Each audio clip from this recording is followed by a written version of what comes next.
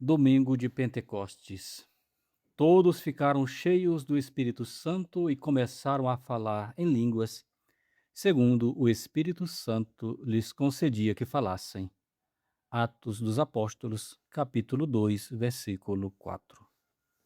Em nome do Padre, e do Filho e do Espírito Santo. Amém. Grande desejo tinha o Redentor de acender no mundo o fogo do seu divino amor, como ele mesmo testemunhou em seu Evangelho.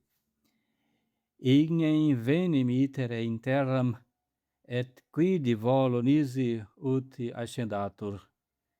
Vim lançar fogo à terra, e que mais quero senão que se acenda. Mas, para este feito, era necessário a vinda do Espírito Santo, que é o próprio amor do Pai e do Filho, e aquele que havia de inflamar os corações dos homens. Hoje, pois, desceu este divino Espírito com grande glória e majestade sobre a Virgem Santíssima e os apóstolos, em forma de línguas de fogo, para dar princípio à Igreja e derramar nela os seus celestiais dons. Oh, que grande e maravilhosa mudança a que operou neles! Os que antes eram rústicos e ignorantes tornam-se sábios. Os que eram tímidos e covardes mostram-se fortes e valentes. Os que estavam mudos começam a falar todas as línguas do mundo, as grandezas de Deus. Mas esta vinda, cristãos, não foi apenas para os apóstolos, foi também para toda a igreja e para cada um de nós em particular. O Espírito Santo quer vir hoje aos vossos corações, quer encher-vos de suas graças e incendiar-vos em seu divino amor. Mas, para que sejais capazes de recebê-lo, é necessário que vos disponhais como se dispuseram os apóstolos e a Virgem Maria. Duas coisas requer esta disposição. A primeira é afastar-se dos obstáculos do mundo. A segunda, a oração fervorosa. Dessas duas vos falarei neste sermão. No primeiro ponto, vereis a necessidade de deixar o mundo e, no segundo, a eficácia da oração. Mundus non poteste ascipere spiritum veritatis. O mundo não pode receber o Espírito da verdade, diz Cristo nosso Senhor, por São João, evangelista. Palavras terríveis, cristãos meus, que devem fazer-nos tremer. O mundo não pode receber o Espírito Santo. E por quê? O mesmo Senhor dá a razão. Quia non videte eum, nec scite eum, porque não o vê, nem o conhece. O mundo está cego com as vaidades e riquezas da terra. Está deleitado com os prazeres da carne. E estes afetos terrenos são inimigos do Espírito de Deus. Animalis homo non percipit ea que sunt spiritus Dei, diz São Paulo. O homem animal não percebe as coisas que são do Espírito de Deus, porque lhe parecem loucura. Como há de entrar o fogo do divino amor em um coração que está gélido com o amor das criaturas? Como há de habitar o espírito de pureza em uma alma manchada de torpezas do pecado? Diz Santo Agostinho que o coração humano é como um vaso. Se estiver cheio de vinagre, não pode receber o vinho precioso, se primeiro não se derramar o que contém. Derrama, pois, ó cristão, derrama o amor do mundo, se queres encher-te do Espírito Santo. Os apóstolos, para recebê-lo, estavam afastados dos tumultos do século, encerrados no cenáculo.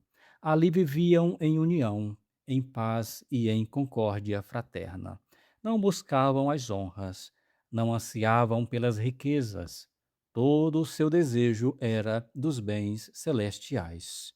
Ó infelizes de nós, que queremos juntar coisas tão opostas. Queremos o Espírito Santo e não queremos deixar as vaidades da terra. Queremos as delícias do céu e os deleites do mundo, mas não vos enganeis.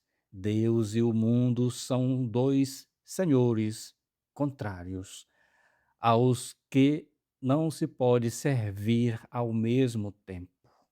Non poteste duobus Domini servire. Não podeis servir a dois senhores. Ou havemos de deixar o afeto do mundo, ou havemos de carecer da graça divina. Vede a mudança tão grande que operou nos apóstolos. Antes de sua vinda, quão fracos eram, quão imperfeitos.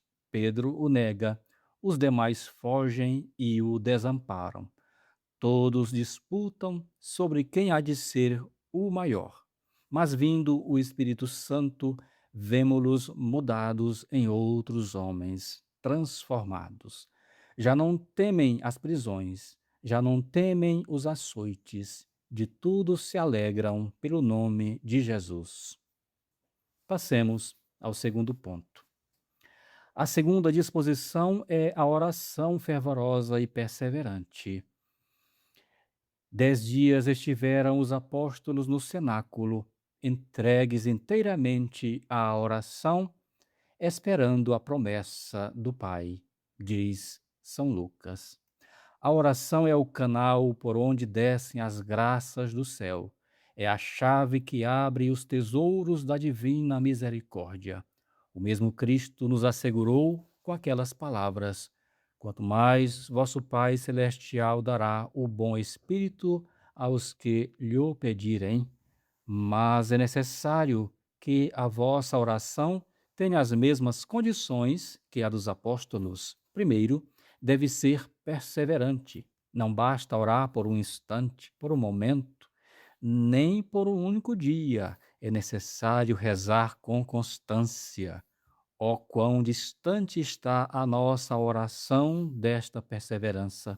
Ao menor descuido, cansa-vos e deixais tudo. O segundo ponto, a segunda condição é que nossa oração deve ser unânime. Estavam todos unidos na caridade, diz a Sagrada Escritura. O Espírito Santo é espírito de paz e não habita em corações divididos pela discórdia, nem em almas cheias de rancor e de inveja. A terceira condição é que deve ser em companhia de Maria Santíssima. Ó, que intercessão tão poderosa! Maria era o centro daquela sagrada congregação. Ela ajudava os apóstolos com os seus fervorosos rogos e acendia as suas almas com o seu admirável exemplo. A oração da Virgem Maria atraiu o Espírito Santo a primeira vez para a encarnação do Verbo, e a oração de Maria o atrai a segunda vez para a fundação da Igreja. Recorrei, pois, a esta Mãe de Misericórdia. Ponde as vossas preces em suas puríssimas mãos, para que ela as apresente ao Altíssimo e assegureis o feliz sucesso de vossas demandas. Olhai agora e vede se a vossa oração tem estas condições. Oh, quantas vezes vos pondes a orar com o coração cheio de ressentimentos contra o vosso próximo. Como quereis que Deus ouça as vossas preces, se vós não quereis perdoar? Não vos admireis, pois, se não recebeis a graça do céu. A culpa é vossa, que não vos dispondes como deveis. Concluamos, cristãos, considerando a grande necessidade que temos do Espírito de Deus. Aquele que não tem o Espírito de Cristo, diz São Paulo, não é de Cristo. Ó triste sorte da alma que não é de Cristo. De quem será senão do demônio e da carne? Sem o Espírito Santo não podeis fazer obra alguma boa para a vida eterna, nem sequer podeis dizer, falar o nome de Jesus para a vossa salvação. Nemo potesse dicere Dominus Iesus, nisi in Spiritu Sancto. Eia, pois, cristãos meus, despertai vossa tibieza, saí dessa tibieza, desse medo em que viveis. Purificai vossos corações com uma boa confissão neste tempo sagrado. Desterrai os ódios, as invejas e as discórdias, para que possa vir a vós o Espírito de paz. Clamai com fervor desde o íntimo de vosso peito, dizendo: Vinde, Espírito Santo, enchei os corações dos vossos fiéis e acendei neles o fogo do teu divino amor.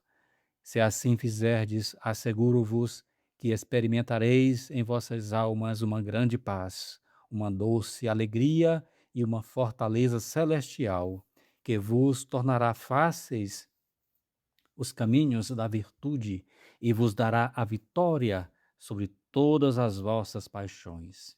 Viveis como verdadeiros filhos de Deus, governados por sua graça, e depois de havê-lo servido nesta vida, ireis gozar dele na eterna glória, onde vive e reina por todos os séculos dos séculos. Amém.